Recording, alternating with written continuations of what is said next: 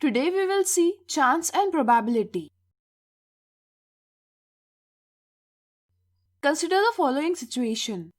If you count the number of sides of a square, will the count be 4? If an odd number is divided by 2, will the remainder be 0? If we toss a coin, will the outcome be head? For the first question, your answer will be yes. Since every square has 4 sides, therefore we can say with surety that count will be 4. Such situations, which are sure to happen, are said to be certain. Now read the second question. You will realize that every odd number, if divided by 2, cannot produce remainder 0. That means such a situation cannot happen. Such situations which cannot happen are said to be impossible. Now read the third question. What is your answer? You cannot certainly say that head comes up because there is an equal possibility of getting a tail. Such situation can happen, but these are not certain. We say that there is a chance that the situation will happen. We count the chance in terms of probability.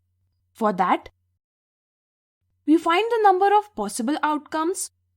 We find the number of possible outcomes for the given situation. Here, possible outcomes are head and tail. We represent them like this, where H is used to denote head and T is used to denote tail. So, we can say that the number of possible outcomes are 2.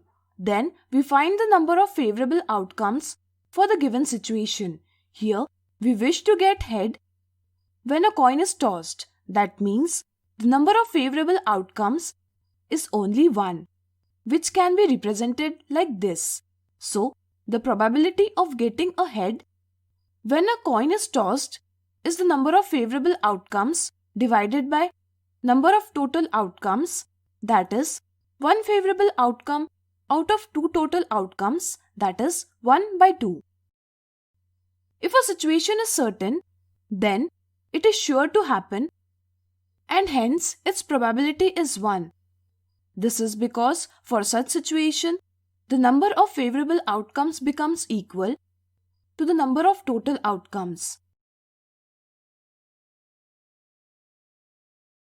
If a situation is impossible, then it will never happen. That is, its probability is 0. It is because the number of favorable outcomes will be 0. We will understand more about probability with the following examples. A bag contains 3 red balls, 2 white balls and 5 black balls. A ball is drawn at random. What is the probability of getting a red ball, getting a green ball, getting a ball which has red, white or black color? Let's consider the first part of this question. Here, the total number of balls is 10. We can pick one ball out of these 10 balls. So, the total number of outcomes are 10. Here, we have 3 red balls in the bag. So, if we pick up any of them, then we will get a red ball. That means the number of favorable outcomes is 3. So, probability of getting a red ball is the number of favorable outcomes divided by number of total outcomes, that is 3 by 10. Now, let's solve the second part of this question. Here, there is no green ball in the bag. That means we can never get a green ball out of 10 balls. Therefore, the number of favorable outcomes are 0, and so the probability number of favorable outcomes divided by number of total outcomes is also 0. Now, consider the third part of this question.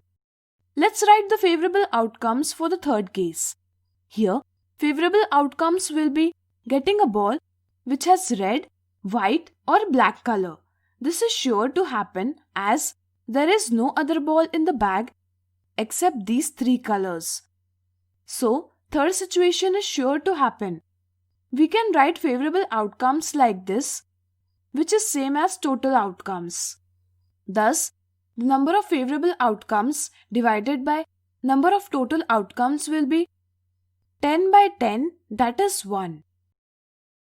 I hope you understood this video very well. Thanks for watching this video.